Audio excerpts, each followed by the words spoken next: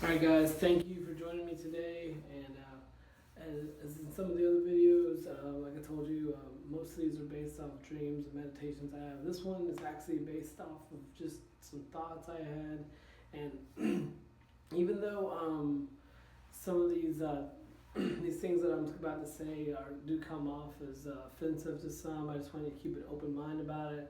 Like I said, I just allow my mind to wander. But I just kind of wrote down a couple things I believe in. So we'll go ahead and get started. First thing I believe in is I believe in life, liberty, and the pursuit of happiness, just like it's declared in the Declaration of Independence. I believe those are inalienable rights that were given to us by our Creator, not by man. I believe that man tries to limit those things, creates laws that basically criminalize citizens. Not only that, but it also makes cowardly criminals. We'll kind of go into some of that later on, but I just don't believe the laws that we have. First of all, I don't believe they reflect the Declaration of Independence very well, but they most importantly don't no longer reflect the will of the people. Now, like I said, these thoughts that came to me, they might offend some people, but it's okay. I'm okay with that. Because I think when we're offended, it forces your small minds to grow. And some of these thoughts, like I said, didn't even make a lot of sense to me when I said them and when I thought them, but I wrote them all down. But let's just go and get started.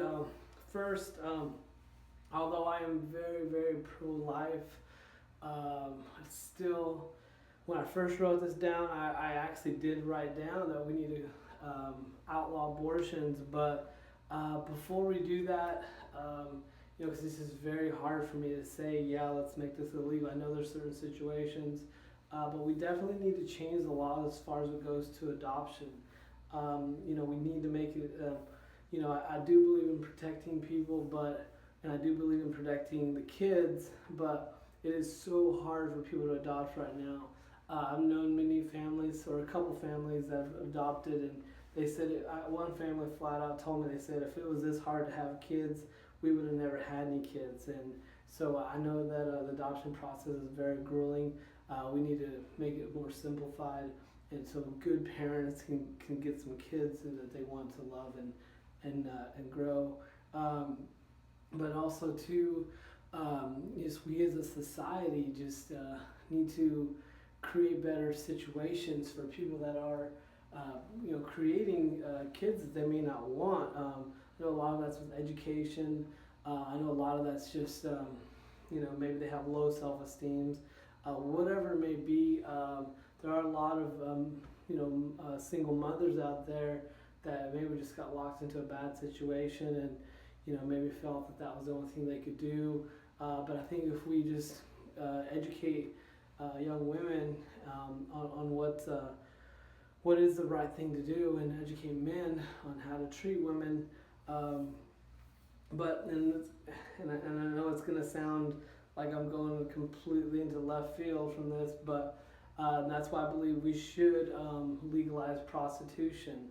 I know that it's a touchy subject for a lot of people, but sex is just a natural, basic human desire. I mean, we all think about it. It's as a guy, it's one of the things that I think about a lot. But I just don't think that there's a venue for people to relieve themselves. There are guys out there that that might manipulate or coerce a woman into something that they really didn't need to. If there was a place where they could go to be with a woman, I think that we'd have less of those issues. All throughout history, there's always been prostitution. It's been called what do they call it? Something about the first the first profession, or the world's oldest profession. But throughout history, there's always been that, and I know a lot of them have been shamed, but there's always been a place for it. There currently isn't a place for that. I think it would not only make men more productive, and that they would have a place to relieve themselves, but also with women, if they had that, they didn't have urge on their shoulder that, from men, coming at them at all angles. I believe we could educate them, we could empower them.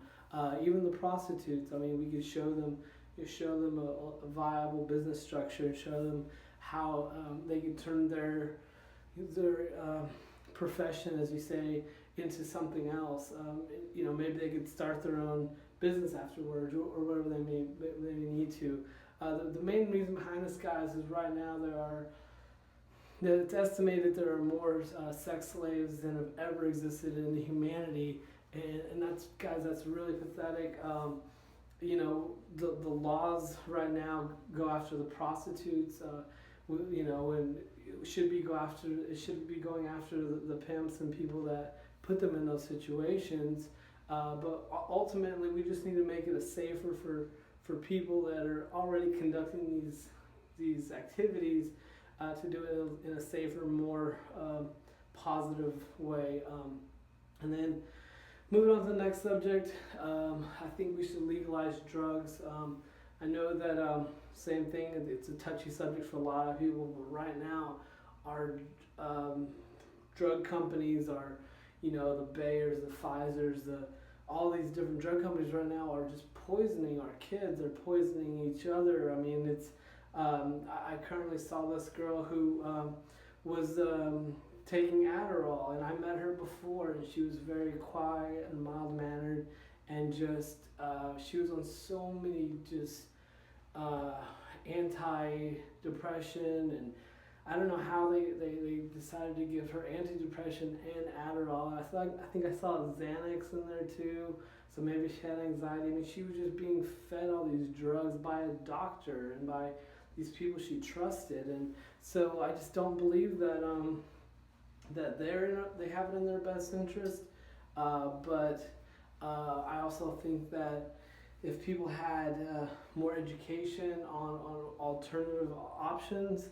I know a lot of people, I mean, I don't smoke marijuana. I mean, to me, if you want to do it, great. But I know there's people that say a lot of it helps, a lot of mental and anxiety and things could be helped with marijuana. So I believe that would be a good option for them as opposed to putting them on all these crazy drugs. And anyways, what's up with that girl? She had a mental breakdown. It was really bad. We actually drove her from Houston to Mexico to have her family take her home and just get her away from everything and get her away from these American drugs that we put her on. And it was really quite scary. I was driving. I never knew if she was going to jump out the car window or what. It was honestly one of the most traumatic 24 hours of my life. I mean, that's how long it took us to drive her and then meet with her parents and before she finally got picked up. But anyways, I think legalizing drugs, I know people have this big stigma that drugs are bad, but some illegal drugs are bad, but legal drugs are good, but they're not. I mean, it's not something we can just flip a switch on, but we do need to educate people on just what the options are. I know, let's just start at the bottom. We start with drug dealers. They're the ultimate entrepreneurs. I mean, these guys are out here risking their lives, their safety, just earning income. I mean, if we could teach them to make legitimate businesses, to focus on the same things that Burger Stand would focus on taking care of their customers, creating a business model that would be beneficial for them and themselves and their customers and everything in the community. I think this world would be a much better place. Not only that, we can take the taxes from it to do more research on the drugs. As there's a lot of stigmas about drugs and what they cause and what they do to people. And I know I've seen it, but I've also seen it with legal drugs too.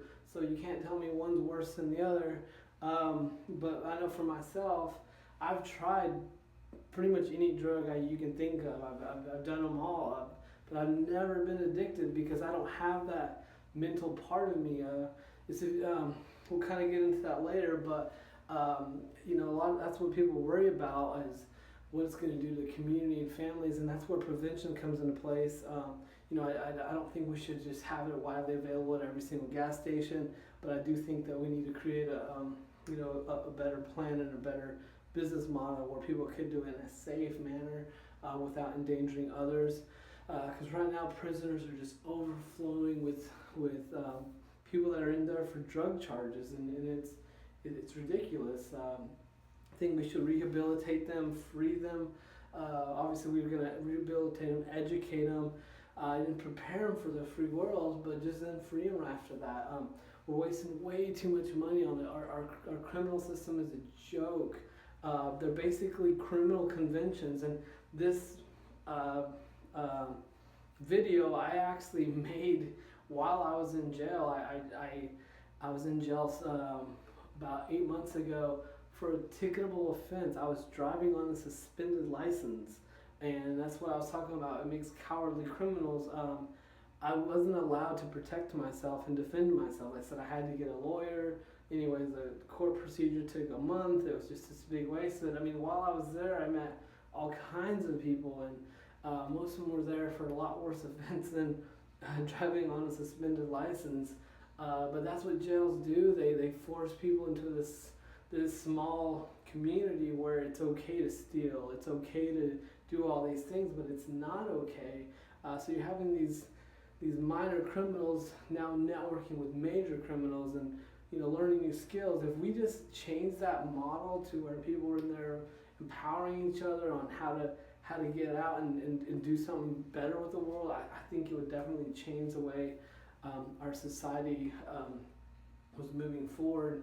But and that's what I was saying. I mean, I think we should incarcerate nonviolent criminals, or criminals that, we should have a clear, defined role of who should be incarcerated. I don't think tickets or fines should be it.